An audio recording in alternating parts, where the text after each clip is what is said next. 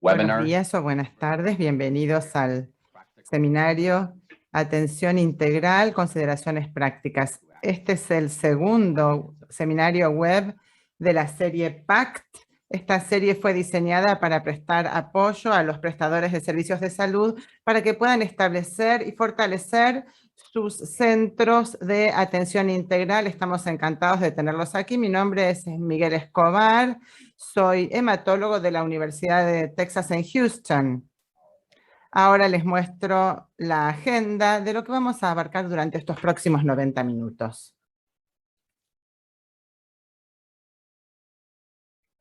Tenemos un excelente grupo de oradores para el día de hoy. Permítanme presentarlos. Tenemos al doctor Johnny Malangu de Sudáfrica, que es profesor de hematología y jefe de la Escuela de Patología de la Facultad de Ciencias de la Salud de la Universidad de Witwatersrand y del Servicio del Laboratorio Nacional de Salud. También es hematólogo clínico consultor en el Hospital Académico de Johannesburgo, Charlotte Makeke, y director del Centro Internacional de Entrenamiento en Hemofilia de Johannesburgo. Su principal área de investigación son las terapias novedosas para los trastornos de la coagulación y ha participado en la organización de 90 centros multicéntricos internacionales. El doctor Sukesh Nair es profesor de hematología en el Christian Medical College de Vellore, en el sur de la India, y es coordinador científico de un programa de evaluación en el que participan 700 participantes en coagulación. Su laboratorio de Vellore es un centro de entrenamiento para el personal de laboratorio de la Federación Mundial de Hemofilia como parte del programa CIEMO, y es expresidente de los comités de ciencias de laboratorio y del IECAS de la Federación Mundial de la Hemofilia, y la doctora Neme es hematóloga argentina, directora médica de la Fundación de la Hemofilia en Argentina, es directora del Centro Internacional de Entrenamiento en Hemofilia en Buenos Aires, miembro del Comité IHTC de la Federación Mundial de la Hemofilia y coordinadora del subcomité sobre hemofilia de la Sociedad Argentina de Hematología. Les damos la bienvenida a todos ellos. Durante este webinar habrá interpretación simultánea al español, francés, árabe y ruso. Si usted está utilizando una computadora, tablet, por favor haga clic en el botón interpretación que aparece en la base de la pantalla para seleccionar su idioma. Si está usando un teléfono celular, tiene que dar unos pasos más. Fíjense en la imagen a la izquierda, donde pueden ver un teléfono con sistema operativo Android. Tienen que hacer clic en los 3 puntos para elegir el canal de interpretación. La imagen en el centro muestra un iPhone. Ahí tienen que elegir la opción de interpretación de idiomas, elegir el idioma y luego hacer clic en Done o Listo en la parte superior derecha de la pantalla. Si no lo hace, no quedará seleccionado el idioma. Utilizan también el casillero de preguntas y respuestas que está en la parte inferior de la pantalla para presentar sus preguntas. Y trataremos de responder la mayor cantidad posible de preguntas más tarde. También los invitamos a utilizar el chat para hacer comentarios. Bueno, vamos entonces a comenzar. Para mí es un placer presentar hoy al doctor Johnny Malangu de Sudáfrica, que va a hablar de la prestación de atención integral. Buenos días a todos. Es un verdadero placer para mí estar aquí en este programa, el programa PACT. Es un placer presentarles la atención integral de los pacientes en el contexto del programa PACT. Mi nombre es Johnny Malangu, soy hematólogo de Johannesburgo. Estos son mis conflictos de interés. La agenda para el día de hoy es bastante directa. Vamos a tratar de hacer una distinción entre un centro de tratamiento de la hemofilia y un centro de atención integral de la hemofilia. Luego vamos a hablar de los servicios fundamentales en un centro de atención integral de la hemofilia por parte de quienes prestan este servicio y el rol de todas estas personas para brindar este tipo de atención. Y luego vamos a terminar con los comentarios de cierre. Permítanme recordarles que la definición de un centro de atención integral existe desde hace tiempo. Inicialmente, un centro de hemofilia es un centro de atención integral es uno en el que los componentes se enfocan principalmente en la experiencia médico-psicosocial. Esto fue definido en el año 2004 por EVAT y colaboradores, donde definen la atención integral de la hemofilia como la supervisión continua de todos los factores médicos y psicosociales que afectan a las personas con hemofilia y a sus familias. Sobre la base de esto, tenemos ahora centros de atención integral que ofrecen atención integral. Al prestar este tipo de atención, hay servicios que son fundamentales y que deberían ofrecer los centros de atención integral. Es muy sencillo presentarlos. Son los centros que tienen que brindar un diagnóstico correcto, tras lo cual es necesario que puedan dar el tratamiento correcto y, por supuesto, ofrecer permanentemente las medidas de prevención para evitar complicaciones. En esta presentación notarán que el tema es el mismo, independientemente de quién sea el actor que esté prestando este servicio. Veamos ahora los detalles. Primero, tratemos de hacer una distinción entre un centro de atención integral y un centro de tratamiento de la hemofilia. Hablemos de los elementos en común. Tanto los centros de atención integral de la hemofilia como los centros de tratamiento de la hemofilia tienen que llevar registros confiables y precisos de los pacientes. Se supone que también ofrezcan educación a los pacientes, familias, cuidadores y financiadores. Este es un componente muy importante. Tienen que ofrecer profilaxis en todos los niveles de la atención y también terapia a domicilio, tratamiento a domicilio para los pacientes. Los centros de atención integral tienen que tener una serie de servicios que tal vez no estén disponibles en los centros de tratamiento de la hemofilia comunes, que no ofrecen servicios integrales. Y esto es acceso a terapia de reemplazo a las 24 horas, acceso a atención clínica las 24 horas, donde haya médicos que puedan cuidar a los pacientes con hemofilia las 24 horas, y también un servicio de diagnóstico de laboratorio las 24 horas. En las otras presentaciones de este programa hablaremos de esto. Y también personal especializado durante las 24 horas. Esto incluye hematólogos, pediatras, médicos. Y una cosa fundamental en esto es el enfermero especializado en hemofilia que sabe cómo se está brindando esta atención, cómo debe brindarse esta atención. Los cuidados especializados, entre otras cosas, tienen que incluir la atención de pacientes con inhibidores, la administración de inducción de inmunotolerancia y, por supuesto, de atención de todas las otras complicaciones que se pueden presentar a los pacientes, incluidas las complicaciones inmunológicas, infecciosas y musculoesqueléticas. Estos son todos los servicios que se supone debe prestar un centro de atención integral de la hemofilia. El centro de tratamiento de la hemofilia puede dar algunos de estos servicios en menor medida que un centro de tratamiento integral. No se prevé que el centro de tratamiento ofrezca todos estos servicios, mientras que el centro de atención integral sí se espera que los ofrezca. Y en mi opinión, la parte más importante de un centro de atención integral de la hemofilia es que todos los demás servicios ofrecidos por los otros participantes del servicio de atención integral, que incluye laboratorio genético, asesoramiento genético, atención ortopédica, dental, psicosocial, una clínica para mujeres y niñas y fisioterapia. Todo esto es importante y tiene que ofrecerse en los centros de atención integral de la hemofilia. Y por último, pero no por eso menos importante, está el suministro de una plataforma de investigación. No podemos mejorar la atención de los pacientes si no generamos un mejor conocimiento.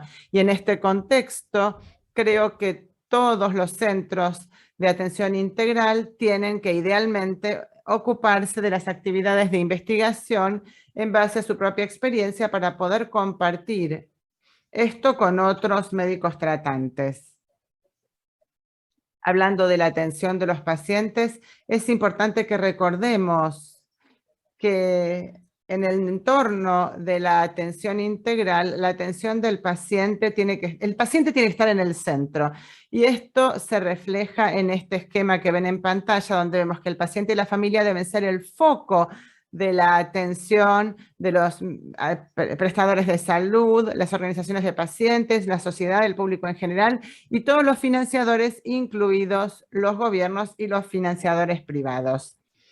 Sin el paciente, las actividades de los demás no tienen sentido o pueden verse socavadas. Tenemos que enfocarnos entonces en el contexto de la atención integral para hablar del rol del paciente y la familia. ¿Cuál es el papel que desempeñan ellos en la atención integral? ¿Cuál es su rol en las funciones fundamentales? Como se indicó antes, estoy súper simplificando este rol. Quiero suponer que hacer el diagnóstico, dar el tratamiento y tomar medidas preventivas para evitar complicaciones de la enfermedad es fundamental. Vamos a ver cada uno de estos. ¿Cómo pueden hacer un diagnóstico los pacientes? Los pacientes hacen el diagnóstico de sus hemorragias, de sus sangrados, identifican los síntomas de su trastorno de la coagulación y adoptan las medidas adecuadas. Hacen un diagnóstico diferenciando un dolor relacionado con una artropatía de un dolor relacionado con una hemorragia. La familia puede ayudar con el reconocimiento temprano de los síntomas de sangrado y además pueden brindar el apoyo necesario que tiene que ver con los antecedentes familiares y un árbol genealógico para hacer el diagnóstico. ¿Cuál es el rol de los pacientes en el tratamiento? Bueno, es muy importante. Tienen que aprender a manejar las técnicas de acceso venoso. Necesitan un acceso venoso, tienen que aprender para poder acceder a las venas que se van a utilizar para poder administrarles la terapia de reemplazo. Tienen que tener suficiente factor de coagulación para tratarse, no importa dónde estén, ya sea que estén en sus domicilios, en el trabajo, o también cuando están fuera de los centros de salud. También tienen que reconocer la importancia del tratamiento temprano de las hemorragias, porque uno tiene que poder resolver estas hemorragias rápidamente, según cuál sea la magnitud de la hemorragia. La familia puede contribuir con un programa de atención domiciliaria, con una técnica que les permita también asegurarse de contar con suficiente concentrado de factor de la coagulación para tratar al paciente. El rol concluye con la prevención como parte del rol que desempeñan la familia y el paciente. Cuando hablamos de prevención, estamos hablando de la adhesión a al régimen de tratamiento, incluida la profilaxis, el hecho de que los pacientes necesiten poder estar en buen estado para proteger sus articulaciones, en buen estado de salud. El control del peso es muy importante. Nuestros pacientes ahora cada vez viven más años y por lo tanto necesitan poder luchar contra todas las enfermedades crónicas que vienen con el aumento de la edad. Es fundamental que se protejan de las lesiones para evitar el riesgo de traumatismos, para evitar las hemorragias, y el rol de la familia en este sentido es muy importante y es el de alentarlos a cumplir con la profilaxis y asegurarse de que participan en esto.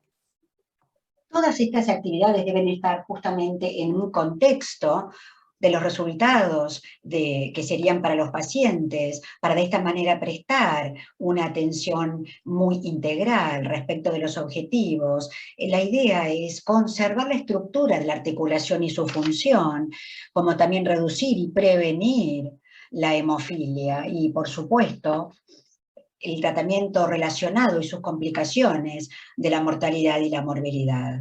También queremos optimizar la calidad de vida de estos pacientes para que ellos puedan satisfacer tanto sus necesidades personales como las de la sociedad y sus obligaciones. Son todos objetivos importantes y deberíamos buscarlos. Los pacientes no lo pueden hacer solos. Obviamente necesitan la ayuda de los prestadores de salud, de atención de la salud, con diferentes objetivos que atienden los proveedores de atención de la salud, son diversos, implican hematólogos, médicos, pediatras, como también especialistas en hemofilia, las especialistas en ciencia social, psicólogos, también geneticistas, en otros especialistas en laboratorios, en lo que es el músculo esqueleto. No tengo mucho tiempo, por supuesto, para hablar sobre las diferentes responsabilidades de cada una de estas especialidades en su atención integral. Voy a tomar solo algunos. Este es el rol, por ejemplo, del hematólogo, de las enfermeras de la hemofilia, especialistas en laboratorio, y voy a hablar de algunas de las situaciones que se esperan de ellos y los productos y su atención. Vamos a empezar primero con el rol del hematólogo. El hematólogo tiene muchos roles, muchos papeles. Voy a mencionar los que creo que son las responsabilidades y su papel en la atención integral de la salud. Son responsables de un diagnóstico y, por supuesto, uno preciso, que es importante. ¿De qué manera? Tomando los antecedentes familiares personales a través del examen físico del paciente, con investigación adecuada, determinar cuáles son los niveles de factor del paciente. El hematólogo también es el que guía el tratamiento de los pacientes, evalúan las modalidades del tratamiento en cuanto a la seguridad, eficacia, farmacocinética. Asimismo, formulan guías de tratamiento. Son responsables, de hecho, de poder armar tratamientos y protocolos de los mismos. En muchas instancias hasta deben ser innovadores con respecto al manejo de los pacientes individuales. El hematólogo también tiene que monitorear y tratar complicaciones. Hay muchas complicaciones asociadas con la atención de pacientes con hemofilia. Incluyen complicaciones inmunológicas como inhibidores, complicaciones musculoesqueléticas, artropatía hemofílica también es un ejemplo, y las complicaciones infecciosas, que por suerte vemos menos y menos de estas en la actualidad.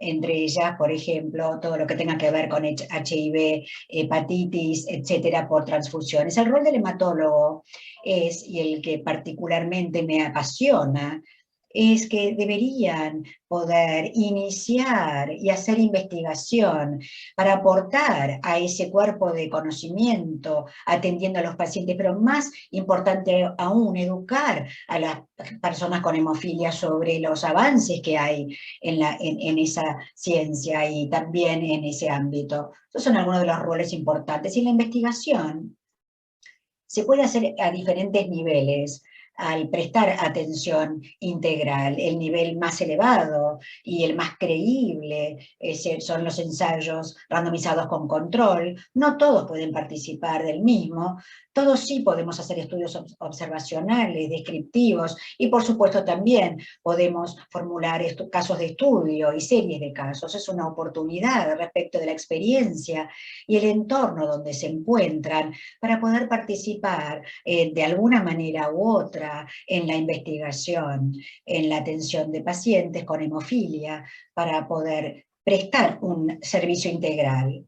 Quiero pasar ahora al rol del enfermero, la enfermera que maneja los cuidados hemofílicos y su atención integral. En resumen, el rol crítico de la enfermera en hemofilia implica el CARE, por sus siglas en inglés. Primero, habilidad clínica, todo lo que tenga que ver con cabildeo y asesoramiento, investigación y educación. Forman una línea continua. De esta, cuando hablamos de atención clínica, la enfermera responsable de enseñar a los pacientes sobre cómo acceder a las venas y la atención venosa, tratamiento del sangrado, identificación de emergencias y, por supuesto, la terapia domiciliaria. Son todos roles muy importantes de los enfermeros en hemofilia. son aquellos que defienden a los pacientes con hemofilia en la prestación de servicios integrales. Esto implica hacer ese vínculo entre el trabajo, entre la escuela, partes que pueden no entender la hemofilia y asegurarse de que los pacientes no pierdan sus beneficios sociales, realizar programas de concientización que han sido siempre parte de este equipo multidisciplinario, y el conductor, de hecho, ser el coordinador de ese equipo multidisciplinario en la prestación de servicios integrales y la atención integral.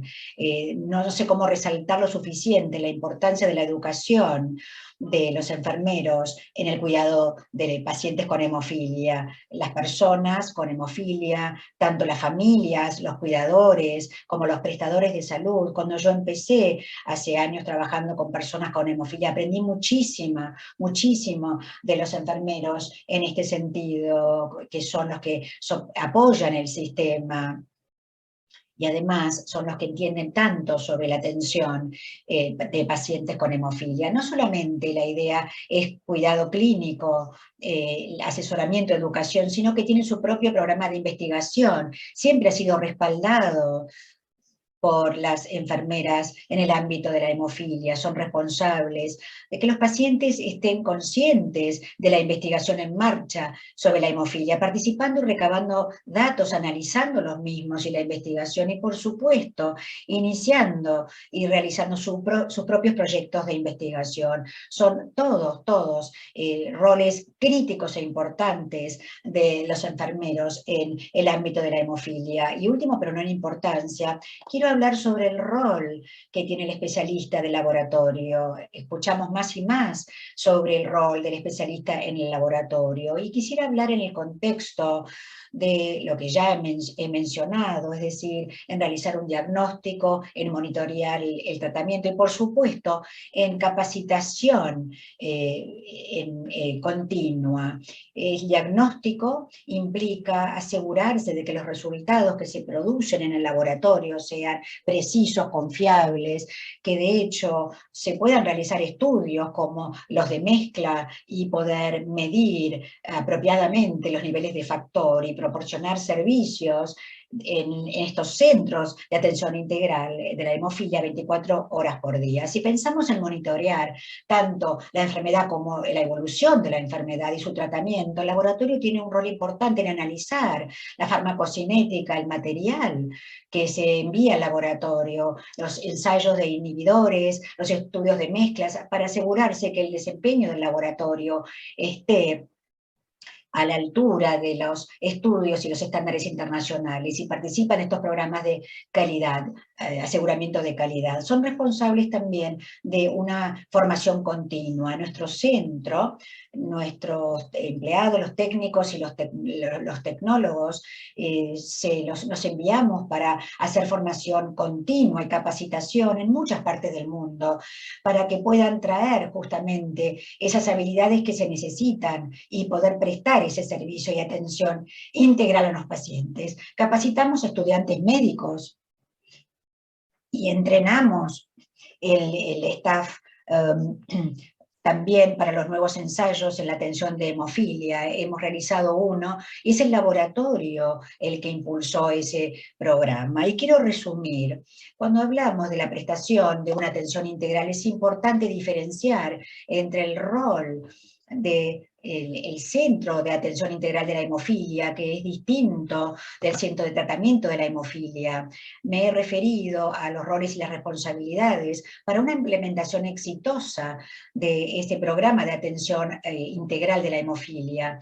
Y de hecho, estos roles no han cambiado durante las décadas e incluyen, en resumen, el hecho de que todos los participantes deben realizar un diagnóstico, deben tratar y monitorear tanto las complicaciones del tratamiento y de la enfermedad.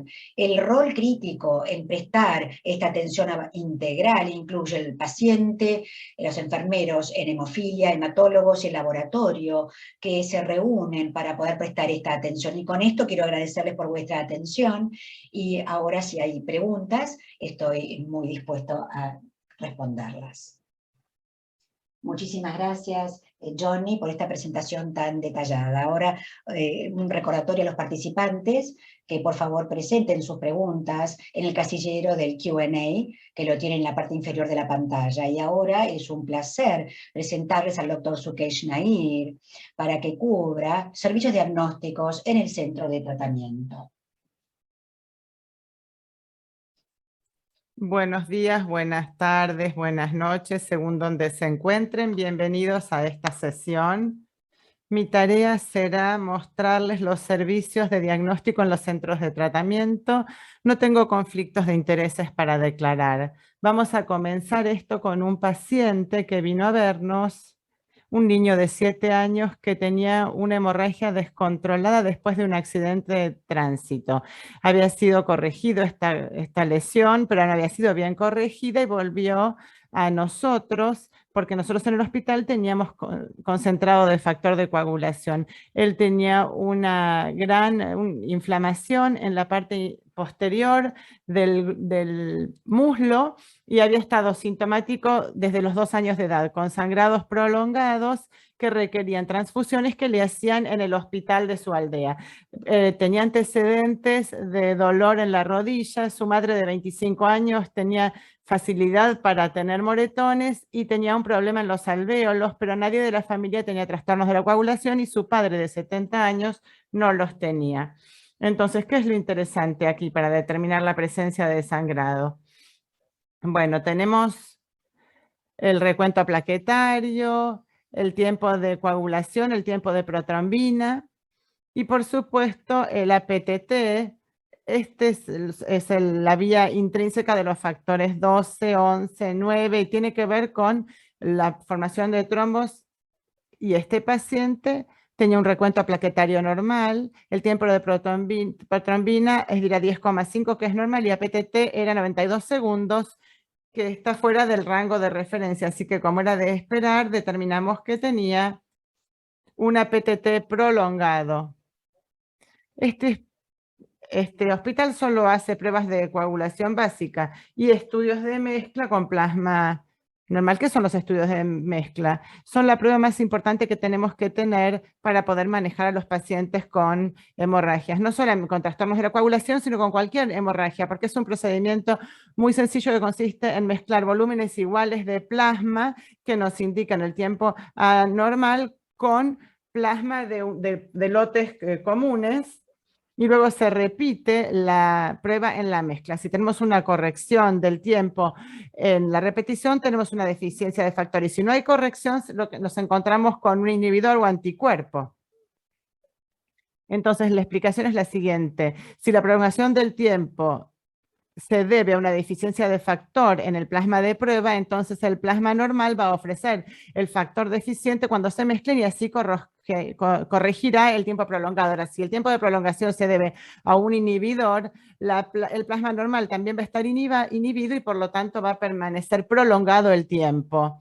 Entonces, lo fundamental de este procedimiento es que permite una interpretación directa. Supongamos que el paciente está sangrando en el quirófano con una PTT de 65 segundos.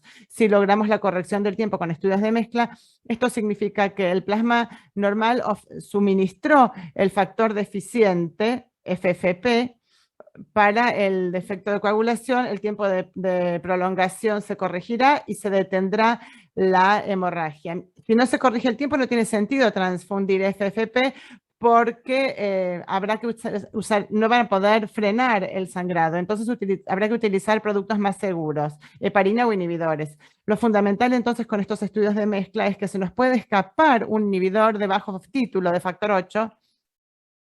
Eso puede ser que se nos escape en un estudio estándar. Volviendo entonces a los estudios de mezcla, en este paciente logramos una corrección completa cuando se mezcló con plasma de un lote normal. Entonces, ¿cómo se trata este paciente? No sabemos si tiene hemofilia A o B, entonces podemos crear un sistema en el laboratorio.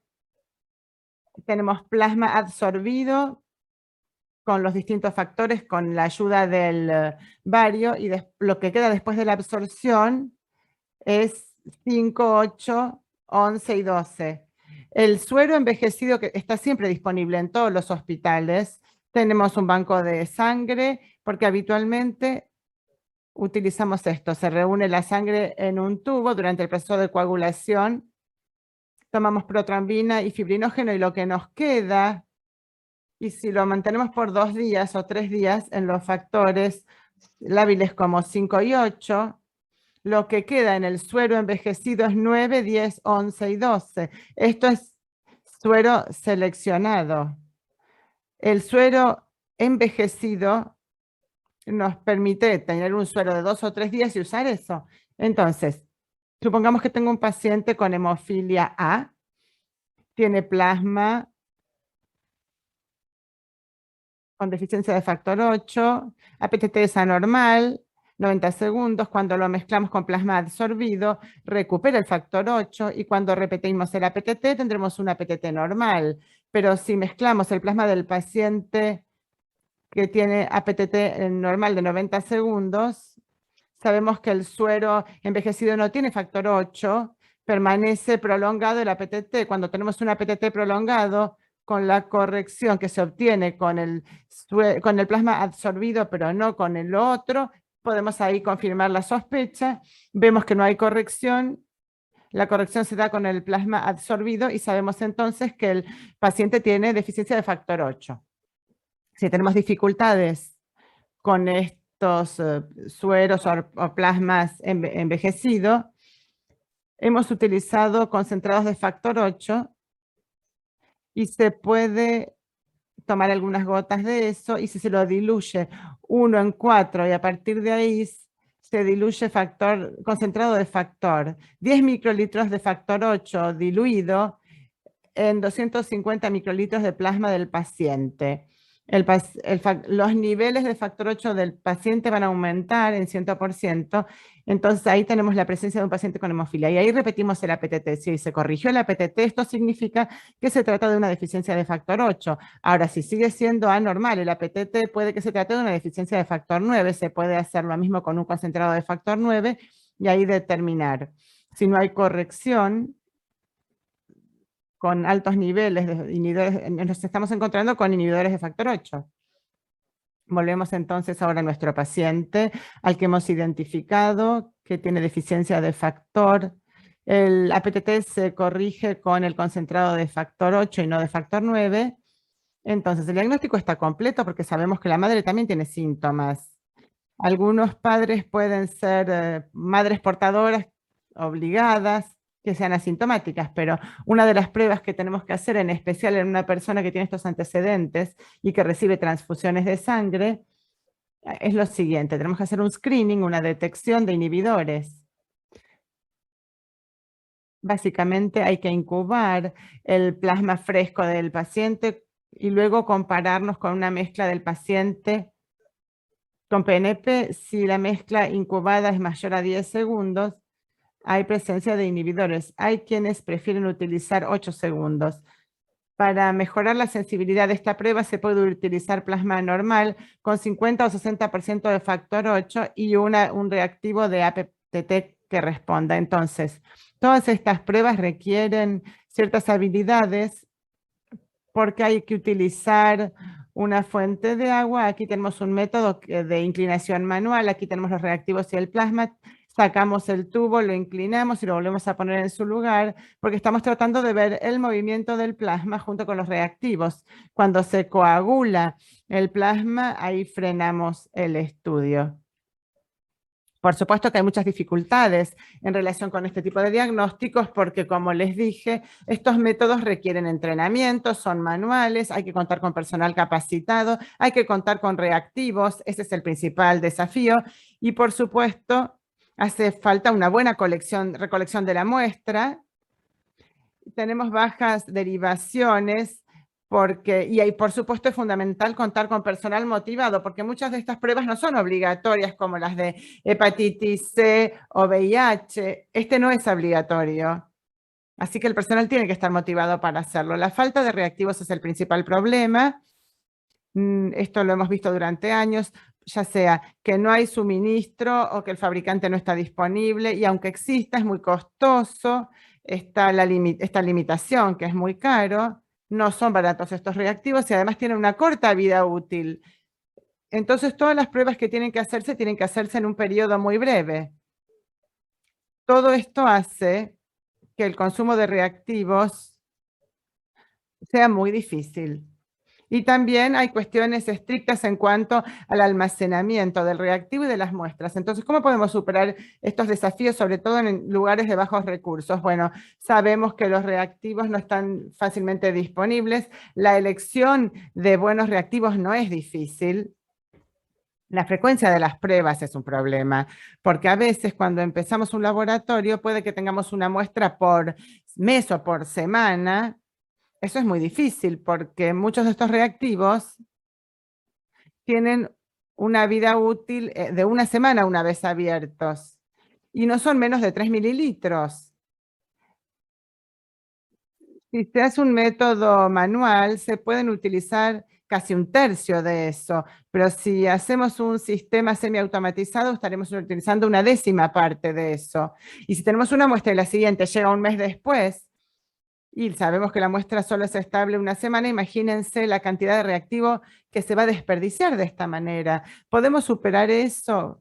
Sí, con algunas medidas simples para maximizar lo que está disponible y minimizar los riesgos. Entonces, tenemos un refrigerador, tomamos el reactivo, nos aseguramos de que esté todo el tiempo el reactivo en el refrigerador, se lo saca y se lo vuelve a guardar. Este tipo de metodología nos puede permitir utilizar los reactivos durante casi un año. Para la hemofilia hacen falta otras pruebas como ensayos de factores y detección de inhibidores. Y por supuesto tenemos el reactivo de PTT. Sabemos que la selección es difícil y entonces nos encontramos con los reactivos para ensayos de factores. Esto es más complicado porque hace falta plasma deficiente en factor. Esto se puede hacer si tenemos un paciente que consiente y que tiene hemofilia severa, que tiene niveles normales de factor von Willebrand, falta total de factor 8, no contiene ningún inhibidor y contiene concentraciones normales de todos los demás factores y es negativo para marcadores virales.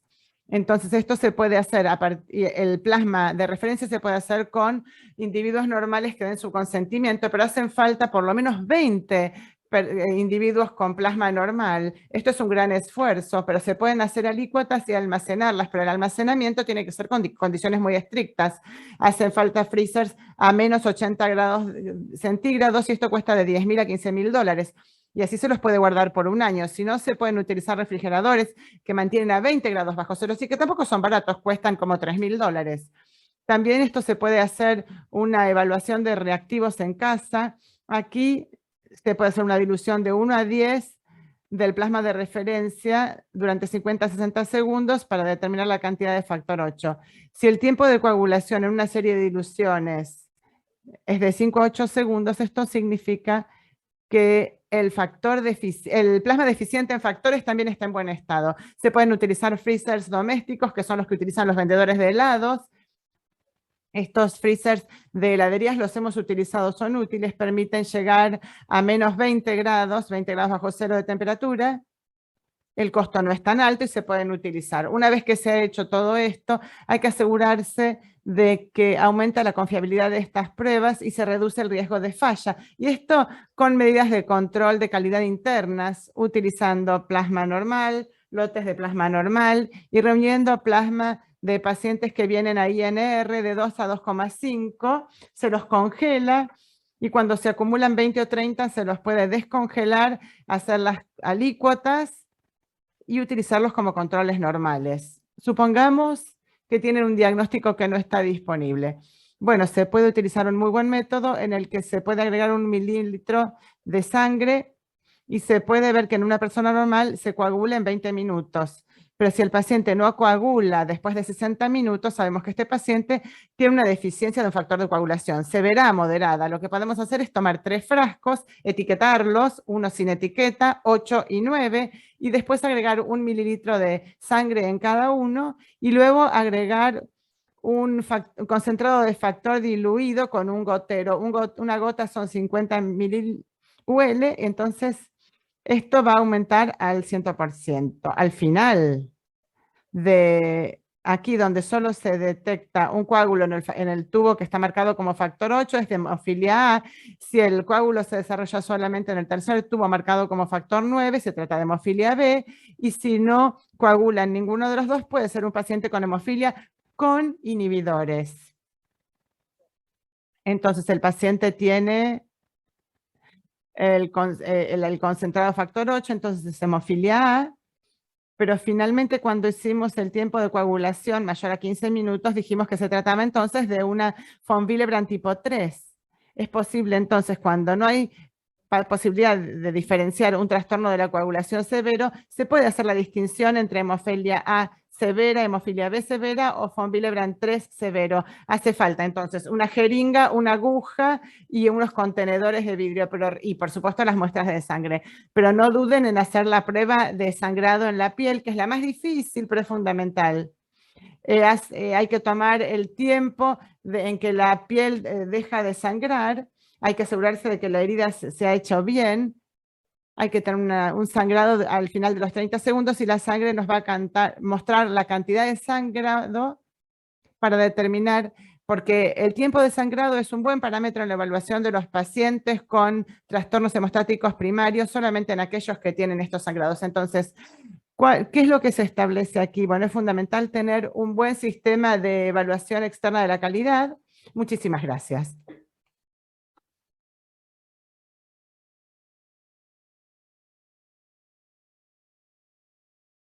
Muchísimas gracias por esta presentación. Entonces, ahora vamos a pasar a la última presentación. Me gustaría entonces presentarles a la doctora Daniela Neme, que va a hablar justamente del programa de concientización e identificación de pacientes. Buenos días.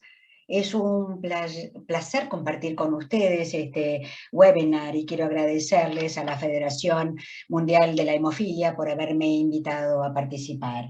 Voy a compartir con ustedes mi experiencia en la identificación de pacientes con hemofilia y su capacitación. Hay cierta identificación de pacientes que nos permite encontrar más personas con un trastorno de coagulación, incorporarlos entonces a lo que es esta red de apoyo integral y finalmente para poder detectar de manera temprana y proporcionar la atención médica adecuada a estos pacientes.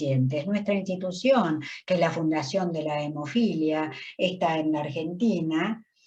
Es, de hecho, la organización, en este caso la ONM, la Organización Nacional Miembro, fue establecida en 1944. No solamente es una organización de pacientes, sino también es un centro de atención multidisciplinario para pacientes con hemofilia.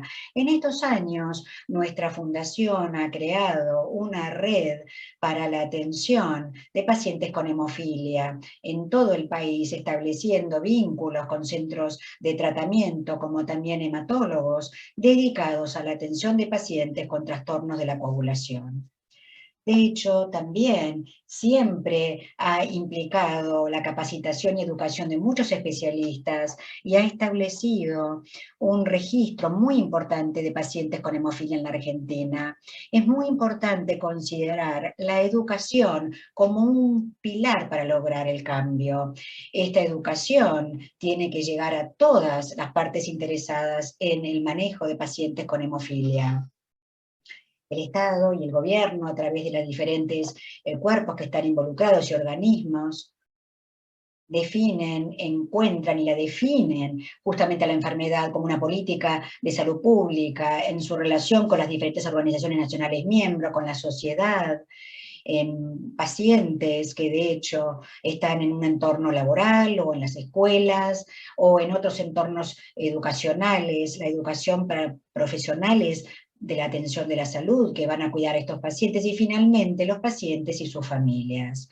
La implementación de ciertas estrategias es fundamental para lograr nuestros objetivos a nivel gubernamental. Hemos logrado tener la cobertura total del tratamiento de los pacientes con hemofilia, que esto implica no solamente los concentrados antihemofílicos, sino también los diferentes pacientes de bypass que tienen hemofilia, la aceptación de tratamiento domiciliario como la forma ideal de poder manejar a los pacientes con hemofilia, la introducción de profilaxis, inmunotolerancia, nuevos fármacos, y en el 2018, de hecho, tuvimos nuestra primera adquisición de concentrados de factor 8. Es nuestro desafío tener un registro nacional de pacientes con hemofilia a través del Ministerio de Salud. Con respecto ahora a los profesionales de atención de la salud, la Fundación de la Hemofilia es un centro de capacitación internacional de la FMH desde 1972. De hecho, tenemos una comunicación muy cercana con los diferentes profesionales a cargo del manejo de pacientes con hemofilia en las diferentes ciudades de nuestro país. Tenemos una reunión anual donde podemos compartir nuestra experiencia, nuestras ideas, nuestras preocupaciones. Asimismo, tenemos guías locales para el manejo de la hemofilia que nos permite mantenerla como un documento, no solamente para profesionales de la salud, sino también para los auditores y para diferentes organismos gubernamentales. Con respecto a la educación de pacientes, las familias y la sociedad en general, nuestro centro tiene un programa anual de talleres educativos que involucran todas las disciplinas, entre ellas tenemos talleres prácticos donde enseñamos la infusión tanto a los pacientes como a sus familias. Asimismo tenemos un taller para educadores en el ámbito educativo, escolar, un grupo de padres que está formado por padres de pacientes con hemofilias, acompañan a las diferentes familias, especialmente en los primeros pasos, luego del diagnóstico de un niño con hemofilia. Asimismo tenemos talleres para los prestadores, para búsqueda de puestos de trabajo, aquellos que resaltan los derechos de los pacientes y acceso al tratamiento. Tenemos talleres también, juegos para niños, actividades educativas que realizamos en diferentes ciudades del país. También tenemos material educativo impreso, organizamos actividades también de esparcimiento. ¿Cómo nos comunicamos con los pacientes? Bueno, lo hacemos a través de publicaciones, que esta es nacional, donde compartimos trabajos médicos de interés, como también las actividades de esparcimiento y sociales que se realizan en las diferentes ciudades del país. Tenemos una página en internet y también todas las redes sociales a través de las cuales invitamos a los pacientes a registrarse, a inscribirse en nuestro centro y ser parte de la comunidad. Ahora, con respecto a la identificación de pacientes, es clave tener una estrategia para poder tener un árbol genealógico desde el momento en que el integrante de la familia es diagnosticado con un trastorno de coagulación, en este caso la hemofilia. ¿Por qué es importante? Para identificar nuevos diagnósticos, en especial en el caso de familias que tienen una hemofilia leve, donde los pacientes tal vez no sean diagnosticados y tal vez sean asintomáticos o bien pueden tener síntomas leves. Esto nos permite identificar a los portadores. La búsqueda de las mujeres portadoras o aquellas que tienen el potencial de ser portadoras tiene que estar presente en todo momento. Es importante tener en cuenta que la identificación nos permite determinar cuál es el riesgo hemorrágico, proveer asesoramiento genético, como también respecto del manejo perinatal y tener un diagnóstico precoz. En caso de tener un neonato con hemofilia, la búsqueda de mujeres portadoras puede realizarse a través del árbol genealógico, puede realizarse en las consultas de seguimiento en pacientes con hemofilia, preguntarles acerca de sus hermanos, hermanas o hijos y también propiciar que los traigan al consultorio. Es importante considerar todos los mecanismos de educación como talleres a través de las redes sociales, invitar a todos los componentes femeninos de la familia que tienen hemofilia para ser estudiados y testeados. Y para cerrar, quisiera resaltar algunas premisas y proporcionar también un poco de asesoramiento. Recordemos que la organización de pacientes es significativa para poder tener ese apoyo mutuo, tener un mejor conocimiento de la información, información sobre prevención y tratamiento, y con el tiempo generar también un cambio en cómo la gente puede atravesar la enfermedad. Los profesionales de la salud deben también estar involucrados y tener una actividad proactiva respecto de la organización. Recordemos que el mejor tratamiento para un paciente con hemofilia es aquel que el paciente recibe en un centro de tratamiento. Y también es importante tener una política de salud pública, porque esa es la forma en que el gobierno y el Estado puede llevar a cabo un rol explícito y activo con respecto a la enfermedad. Tenemos que siempre propiciar que los pacientes estén involucrados en esta organización y establecer de esta manera unos objetivos a corto, mediano y largo plazo, establecer pasos específicos y medidas específicas para lograr cada uno de los objetivos deseados, y recordar que la educación es clave para todas las partes y actores involucrados en el manejo de pacientes con hemofilia. Muchísimas gracias por vuestra atención. Muchísimas gracias, doctora Neme. Hemos visto y escuchado 3 presentaciones excelentes que tocan sobre temas muy importantes que están relacionados justamente con la atención integral. Me gustaría ahora hablar un poquitito acerca de algunas consideraciones en cuanto a lo que es la prestación de esta atención. Intentaré también hacer un resumen de lo que hemos visto hoy. La próxima.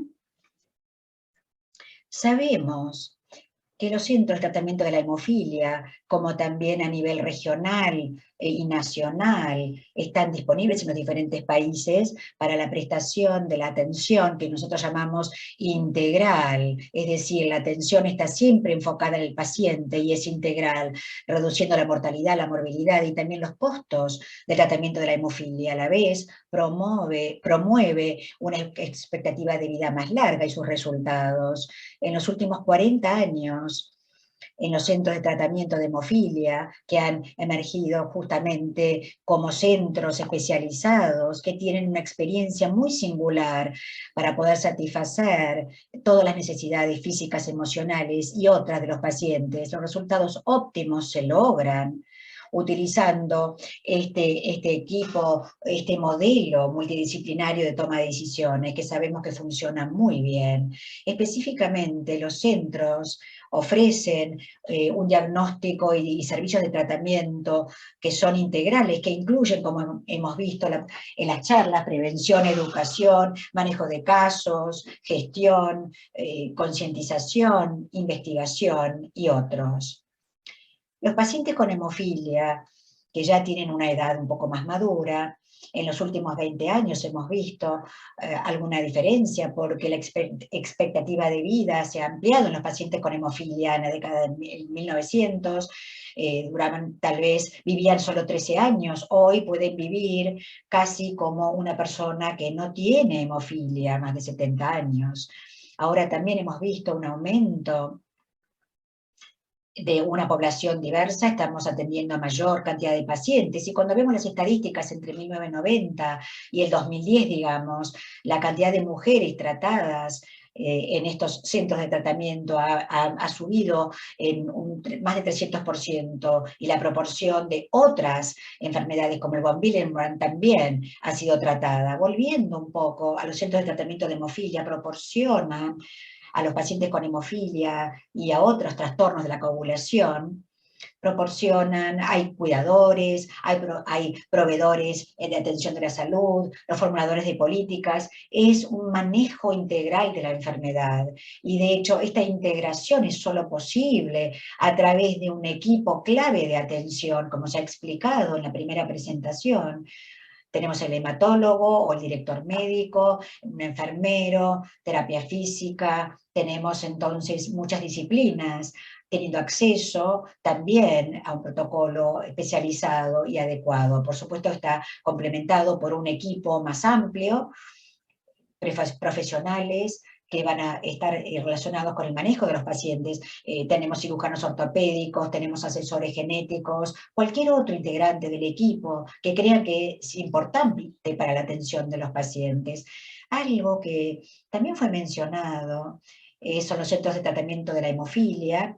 Con este tratamiento hay guías de tratamiento para ser adheridas, estándares que se han desarrollado por diferentes asociaciones, seguimos las recomendaciones y las guías por supuesto, de la Federación Mundial de la Hemofilia para el manejo de los pacientes. Es importante saber que estos centros de tratamiento de la hemofilia deben responder a las necesidades de los pacientes en todo momento. El objetivo es tratar de identificar si hay alguna brecha, algo que falta y oportunidad entonces de educar a los diferentes integrantes. Este modelo, creo yo, parece la manera ideal de atender a nuestros pacientes con hemofilia y otros trastornos de la coagulación. Quiero también resaltar, como parte de la coordinación de la atención en los sistemas de derivación. Entiendo que cada país, cada institución va a tener diferentes formas de manejar las derivaciones, en cómo esos pacientes son enviados a las diferentes instituciones, y por supuesto hay diferentes maneras y rutas de hacerlo. Es muy importante desarrollar una red de aquellos especialistas en hemofilia. Ustedes la relacionan y la desarrollan con sus colegas, son diferentes redes de concientización en la comunidad, en zonas rurales, para comunicar y educar a otros médicos, otros prestadores de la atención médica. También tenemos obstetras, ginecólogos. A todo nivel es importante poder identificar a los pacientes lo antes posible para que puedan derivarse a los diferentes centros. Pero a la vez, una vez que uno haya identificado a los pacientes, es importante poder rastrear, seguir esas familias, encontrar a aquellos portadores, porque son pacientes que deberían manejarse en estos centros de atención. Tratamiento de la hemofilia. Siempre se pregunta si realmente tengo un centro de tratamiento de la hemofilia, porque no puedo juntar ese equipo, no tengo todas esas especialidades en el mismo piso, en el mismo edificio. No es necesario que sea así, porque la mayoría de los lugares no tienen este tipo de instalación. Como fue mencionado, es importante poder crear ese equipo clave que incluye el hematólogo, enfermeros, psicoterapeutas, un laboratorio, lo básico, un equipo básico, y de ahí uno puede ampliar. Pueden tener cirujanos, asesores genéticos, etcétera. Y pueden estar en diferentes edificios, en diferentes instituciones. Lo importante es poder crear esa red, que ustedes puedan confiar en la misma, puedan derivar a sus pacientes a ellos. Y de hecho, la coordinación del tratamiento debe realizarse justamente a ese centro de tratamiento de la hemofilia. Ahora, ¿qué pasa si uno no tiene especialistas capacitados en estos centros? Bueno, esto es algo donde uno debería poder confiar en el centro de tratamiento de la hemofilia para proporcionar justamente esa capacitación, ese entrenamiento. Si no lo tienen en vuestro país, en vuestra institución, hay formas en que pueden capacitarse afuera, pueden buscar países vecinos, por ejemplo, o más bien pueden hacerlo a través de los diferentes programas disponibles a nivel mundial.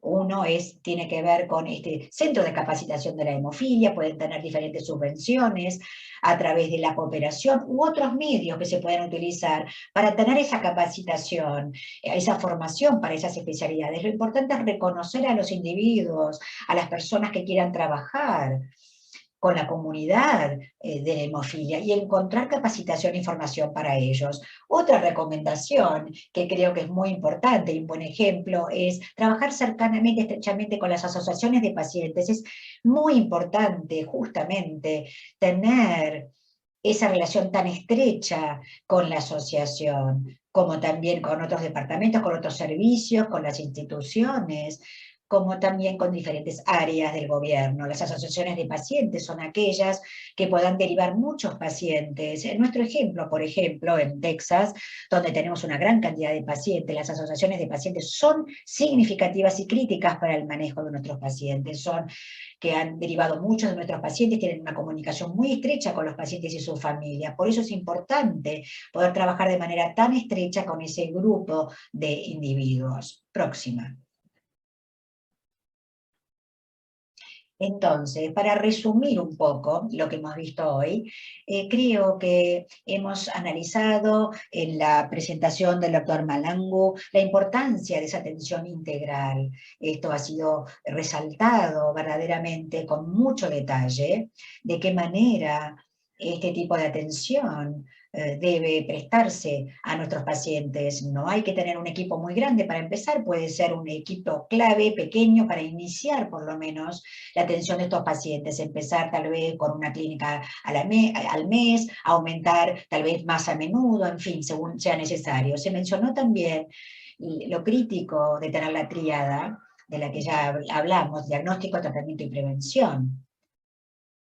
También se habló sobre el rol de los diferentes actores del sistema y hablo del equipo multidisciplinario. Es importante reconocer que cada integrante es tan importante como el otro. Hemos hablado de enfermeros, de terapistas físicos, kinesiólogos, laboratorio, hematólogos, todos tienen el mismo rol, es importante, cada uno de ellos es importante y todos tienen un rol crítico en la forma en que podemos prestar atención como integrante de ese equipo. Hablamos también sobre la importancia de tener esa red de hemofilia, incluyendo tener un registro. Esto se ha resaltado también por la Asociación de Hemofilia, empezar con ese registro, que empiecen con un registro local y aumentar la cantidad de pacientes en otros centros de tratamiento de la hemofilia, donde sea que estén ubicados en vuestro país. Pero es muy importante tener un registro nacional, es la única manera de saber cuántos pacientes tienen, primero, y también poder hacer predicciones, especialmente desde el punto de vista del tratamiento, qué se va a necesitar para esos pacientes el próximo año, qué cantidad de factor se va a necesitar, por ejemplo, para manejar a esos pacientes con hemofilia A, B, con von Willebrand. Y también hay que confiar una vez más en vuestro laboratorio para tener diagnósticos precisos para sus pacientes. También hemos visto en las 3 presentaciones que la educación también es crítico a todos los niveles, empezando con las familias, los cuidadores, hasta los niveles más superiores, los prestadores de la atención médica, aquellos que toman decisiones, los gobiernos, también todos los agentes y los organismos. Es importante esa educación en todas las direcciones. También analizamos la importancia de tener un laboratorio confiable para el diagnóstico. A veces hay desafíos, hay problemas, porque para algunos países es difícil poder contar con un laboratorio completo. El doctor Nair explicó en detalle algunos de los desafíos y algunas de las soluciones también que podamos adoptar y prestar para solucionar algunos de los problemas, y seguramente vamos a hablar más al respecto durante el periodo de preguntas. Es importante también tener ese laboratorio que pueda darles un diagnóstico preciso, y también la importancia de tener esa identificación de concientización e identificación de pacientes. Creo que como parte de la atención integral, cómo podemos implementar o mejorar la atención integral, identificar a aquellos miembros interesados en trabajar con pacientes que tienen estos trastornos de la coagulación, eso es crítico, y es la manera en que todos hemos armado nuestros centros de tratamiento de hemofilia, preguntar a la gente si quieren trabajar con nuestros pacientes, kinesiólogos, asesores genéticos, también obstetras, ginecólogos, crear ese equipo multidisciplinario de especialistas, identificar pacientes a todo nivel, empezando desde su propia institución, las clínicas, hospitales, a las áreas más periféricas, incluso a la comunidad, para poder crear ese registro, tener ese laboratorio confiable en todo momento para desarrollar guías. Tenemos muchos recursos para nosotros, para poder ayudarlos. Y, por supuesto, el objetivo es proporcionar y prestar tratamiento para todos los pacientes. Yo, entonces, propicio que analicen las guías que se han publicado ahora por la Federación Mundial de la Hemofilia. Estas guías las pueden encontrar en el sitio de internet de la FMH, la WFH en inglés, son muy detalladas, está en diferentes idiomas también. Ustedes ven que hay 12 principios de atención, no voy a hablar en detalle de cada uno, ustedes la van a encontrar, esas guías que son muy amplias y creo que van a ser muy útiles, especialmente para desarrollar vuestras propias guías para el manejo de pacientes con hemofilia. Y con esto entonces creo que podemos pasar ahora a la parte de preguntas y respuestas. Hay muchas y me gustaría que por favor ahora los diferentes oradores enciendan sus videos y vamos a empezar con alguna de las preguntas. Muchísimas gracias. Una de las primeras preguntas que tenemos acá viene del público y pregunta si el cuidado paliativo debería cooperar para evitar la adicción a las drogas. Si es que tal vez Johnny puede contestar esta pregunta, si deberían cooperar con el hematólogo en los pacientes con discapacidades crónicas para evitar la adicción. Excelente pregunta, muchas gracias. En mi experiencia, tengo unos 25 años de experiencia tratando pacientes con hemofilia y no me he encontrado con la adicción a las drogas como un problema. Esto a diferencia de otras enfermedades de otros pacientes, tipos de pacientes que trato. Este es el comentario que quiero hacer. No hay razón por la que no debamos ser lo más amplios posible, pero siempre tenemos que saber en estas especialidades, como las de cuidados paliativos, puede haber implicaciones psicosociales. La hemofilia hay quienes piensan que conduce a cuidados terminales, pero no es así. En mi experiencia, trabajando con pacientes con cáncer, he hecho trasplantes, y la sobrevida en la hemofilia no está en conflicto con el cuidado de los pacientes que necesiten cuidados terminales o paliativos. Yo soy muy amplio en cuanto a hacer participar a todos. Yo sería muy cuidadoso con traer a un especialista en cuidados paliativos al centro de tratamiento. Tengo una pregunta para la doctora Neme. En su experiencia, ¿cuál es la mejor manera de educar a los pacientes en cuanto a cuál es su propio rol para su propio cuidado? Yo creo que, como dije, la educación es el pilar.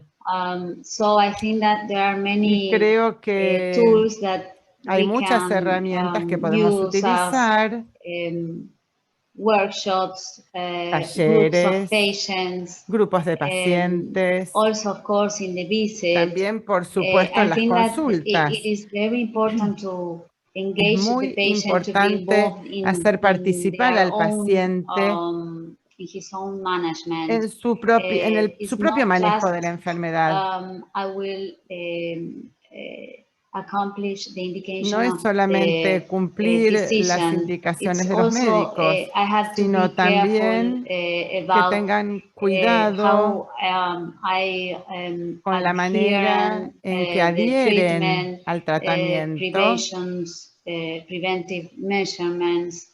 si toman medidas preventivas. So I think that it is like Creo a training que hace falta un situation. entrenamiento. Es como una situación de entrenamiento. it is very common to hear Es that muy común I have been escuchar, a patient for 20 years. bueno, Okay, but hace it 20 is años que never soy late paciente, to sí. Sin embargo, nunca es tarde to para learn how to treat, aprender how de qué to manage manera tratarse o bleeding. manejar una So I think that hemorragia. again, education Una should vez always be más, present in la the educación management siempre of tiene que people estar with hemophilia. presente en el manejo de las personas con hemofilia. Muchísimas gracias, doctora Neme. Ahora, para el doctor Nair, hay una pregunta que se basa en las técnicas que usted mostró en su presentación. ¿Podemos utilizar la sangre en el frasco con la gota de factor 8 o 9 para hacer un diagnóstico instantáneo? Hace falta tener una aguja, la persona tiene que ser muy cuidadosa con la muestra y, por supuesto, si se cuenta con el concentrado de factor, eso no es difícil de diluir. Esto puede estar disponible en cualquier hospital y se puede utilizar para la prueba de los pacientes. Muchas gracias. Para el doctor Malango hay otra pregunta. Dice, gracias por hacer hincapié en el rol de los pacientes y las familias en la atención integral de la hemofilia. En su experiencia, ¿hay herramientas que haya utilizado para garantizar su compromiso, su participación en ese proceso? Muchas gracias. Excelente pregunta. Todo lo que hacemos, aspiramos a medirlo.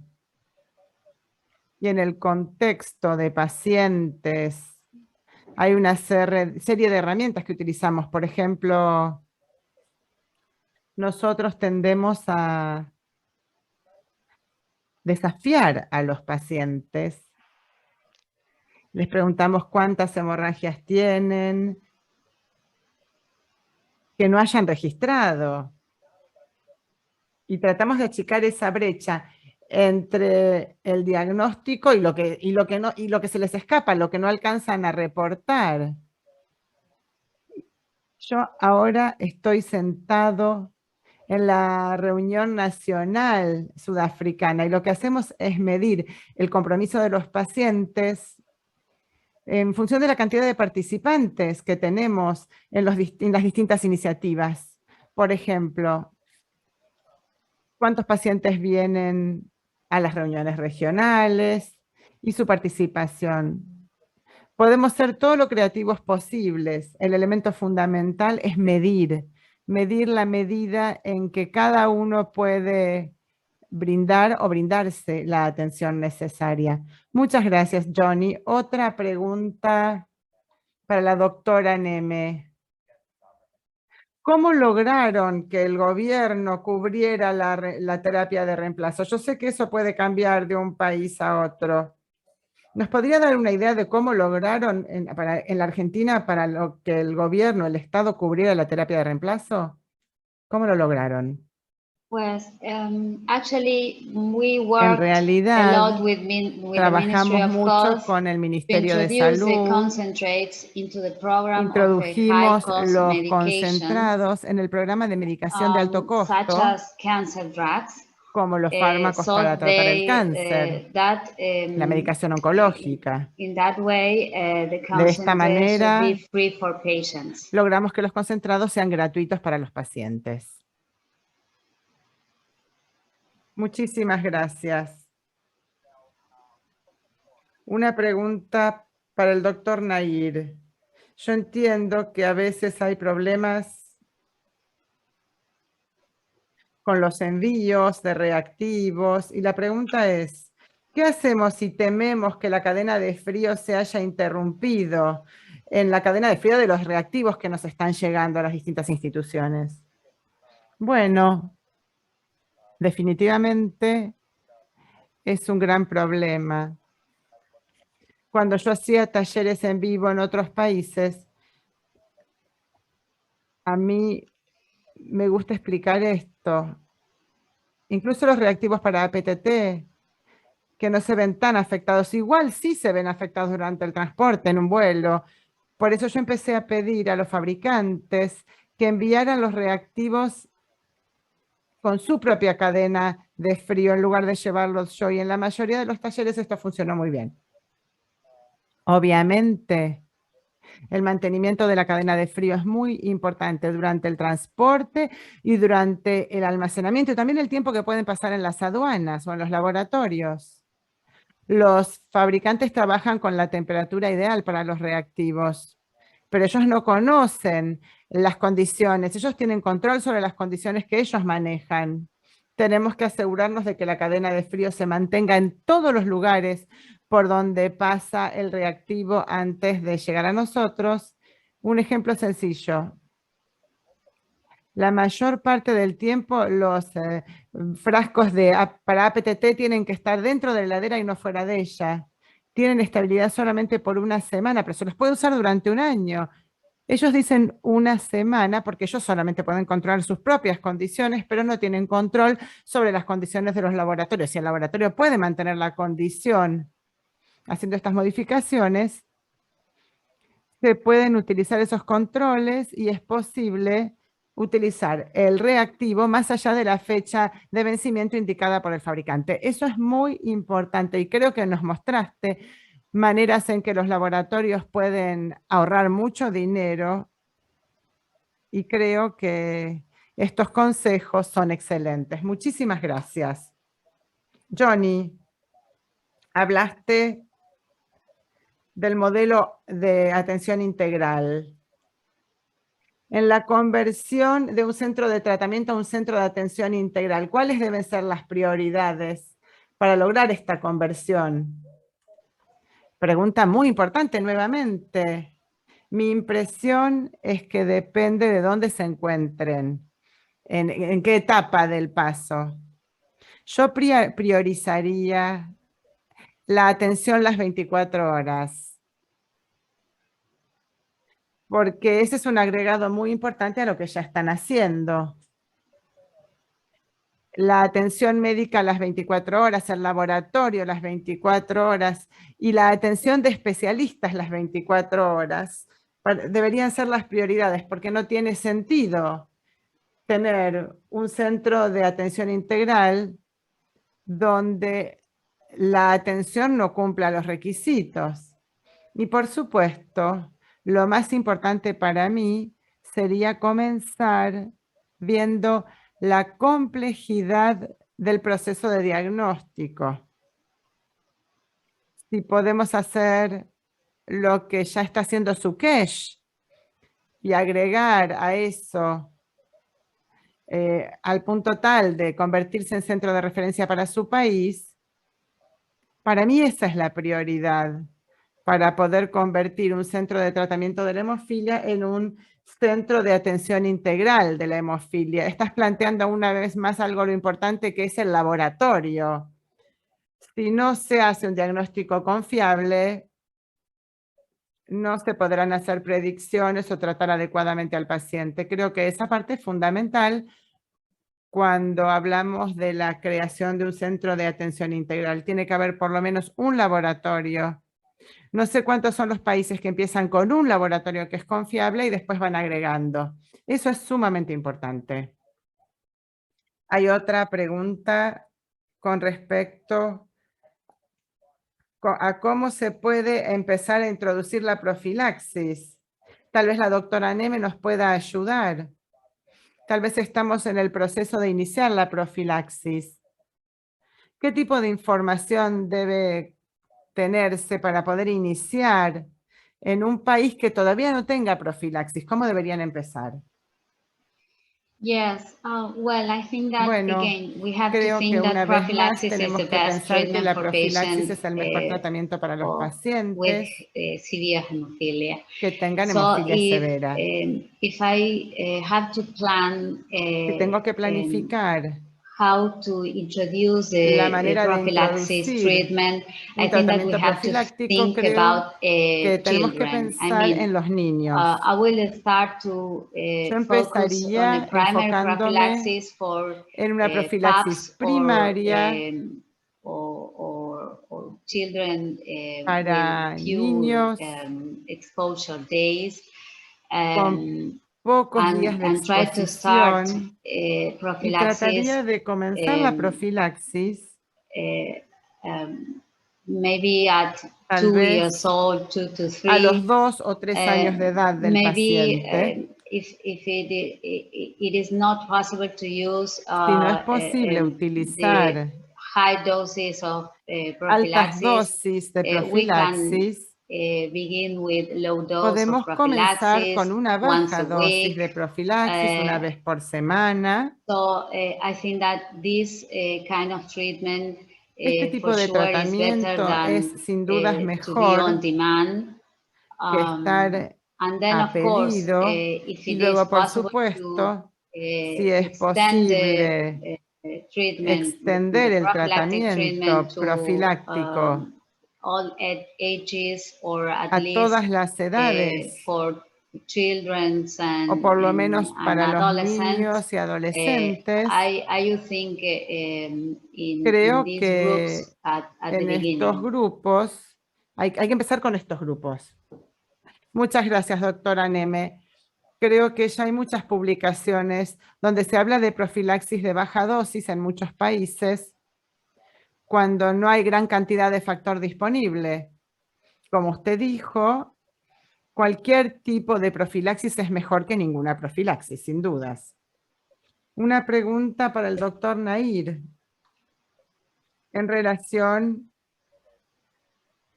con las pruebas de mezcla. En un caso conocido de hemofilia, ¿la prueba de mezcla puede ser suficiente o confiable para excluir la presencia de inhibidores?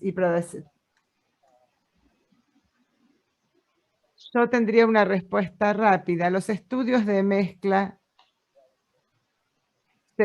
pueden servir habitualmente cuando nos encontramos con bajo título. Con alto título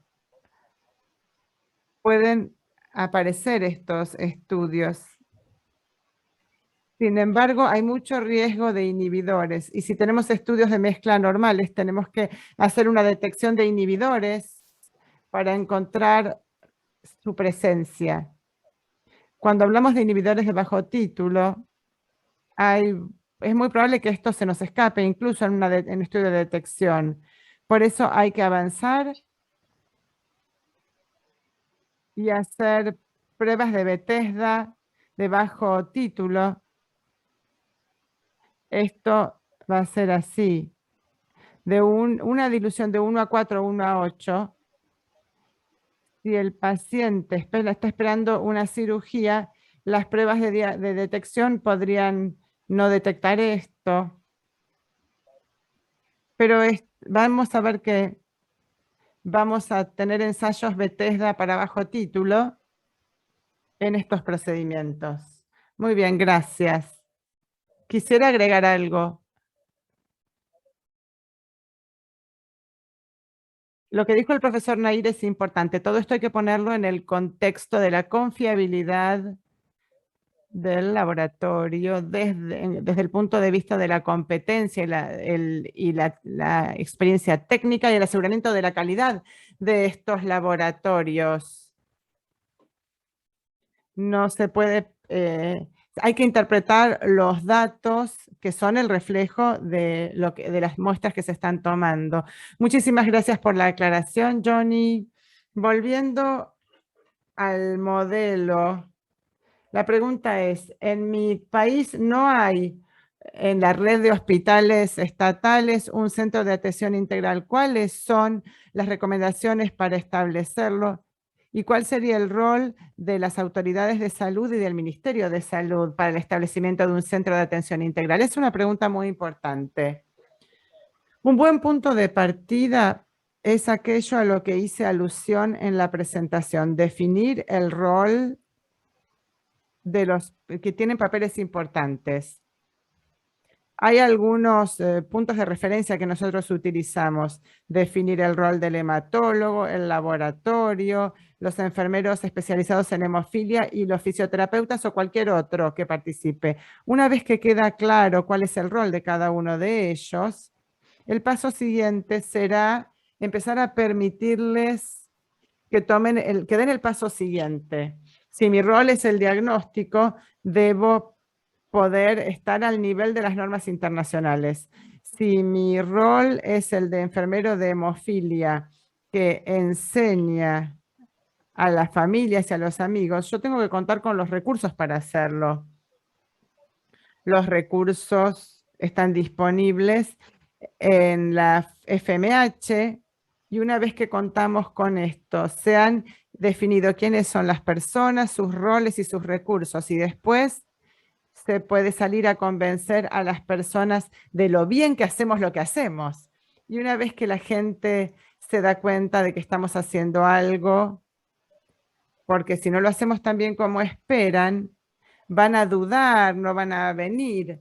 Pero si vienen con la total confianza de que podemos hacer las cosas que hacemos de la mejor manera posible, nos vamos a sorprender de ver la cantidad de gente que quiere asociarse con nosotros. Les podría dar muchos ejemplos, por ejemplo, el de los ensayos clínicos. Nosotros hacemos ensayos clínicos muy bien. La gente nos conoce porque hacemos bien los ensayos clínicos y por lo tanto no tengo que salir a buscar. Cuando quiero hacer un ensayo clínico, en realidad los que quieren hacer ensayos vienen a nosotros. Ellos vienen a nosotros y no importa cuál sea el rol que se defina. Para mí eso es lo más crítico, ser el mejor en lo que hacemos y los demás nos van a seguir. Gracias, Johnny. Una pregunta para el doctor Nair en relación con los recién nacidos. ¿Por qué los recién nacidos tienen un PT y un PTT prolongado, aunque en algunos casos a los meses se normalizan? Si son prolongados pero no son anormales, porque la mayoría de los centros de atención de la salud que tratan con niños mandan los resultados. Hay que empezar utilizando los valores de referencia para los niños. Cuando utilizamos los valores de referencia para niños, veremos que esos tiempos prolongados no son anormales y llegan a entrar dentro de los valores de referencia normales, no para adultos, pero sí para niños. Los niños nacen con menor cantidad de factor de coagulación, pero con el paso del tiempo van generando la cantidad suficiente. Obviamente, esto se mide a la semana, después al mes, después al año, y por eso es fundamental interpretar el APTT y PT de los niños teniendo referencias de niños pediátricas. Muy bien, gracias. Creo que es un punto muy importante. Creo que nos queda tiempo para una sola pregunta y quisiera pedirle a la doctora Neme, en su experiencia en su centro de hemofilia, ¿cómo pudieron integrar a los pacientes en el centro? ¿Qué tipo de estrategias utilizaron para lograr la integración de los pacientes en el centro de la fundación? Yeah, I think that Sí. again, it is Una vez important más, to es importante engage people with hacer hemophilia, participar a las to be personas con involved in hemofilia the organization of para que patients. se In involucren our case, en las organizaciones de it's pacientes. also the center of Nosotros treatment tenemos el centro de in tratamiento. Argentina. En el caso And de of course, they Argentina. have to be involved in the Y por workshops. supuesto, tienen que participar They en los can talleres, participate in group of patients. en los grupos de We also have a pacientes. group of También parents. tenemos un grupo de padres. We organize Organizamos recreational activities, actividades so they recreativas can share para que puedan experiences compartir sus with the other experiencias patients. con los demás So again, I think pacientes. that even when Incluso cuando you can reach only a group of patients, solo se pueda or llegar a un maybe grupo it's de not pacientes, all the patients that you tal vez no expect a todos los to- pacientes que esperaríamos. wait. So again, it's important. Una vez más, Even es if it is importante. a small number of Aunque patients, solo se llegue a un pequeño it is grupo de good, pacientes, it is es the bueno, beginning. Es el comienzo. And you have to always Y siempre habrá the que possibility to engage them and darles la posibilidad de invite participar, them to be invitarlos involved in the para que se organization. involucren en la organización. Muchísimas gracias, doctora Neme. Bueno, lamentablemente hemos llegado al final de este seminario web. Esperamos haberles ofrecido información importante acerca de los centros de tratamiento, los centros de atención integral, el diagnóstico de laboratorios, el trabajo en red y toda la información que es necesaria para poder prestar una atención integral a los pacientes. Quisiera agradecer a todos los panelistas por sus presentaciones, a todos los participantes por haberse sumado hoy y por supuesto agradecer a la FMH por haber organizado este seminario web y habernos reunido a todos. Esta serie de seminarios web PACT continúa el 11 de noviembre con un seminario sobre el fortalecimiento de la atención integral, utilización de datos para fundamentar la práctica clínica. Esperamos verlos a todos allí y muchísimas gracias una vez más por su participación.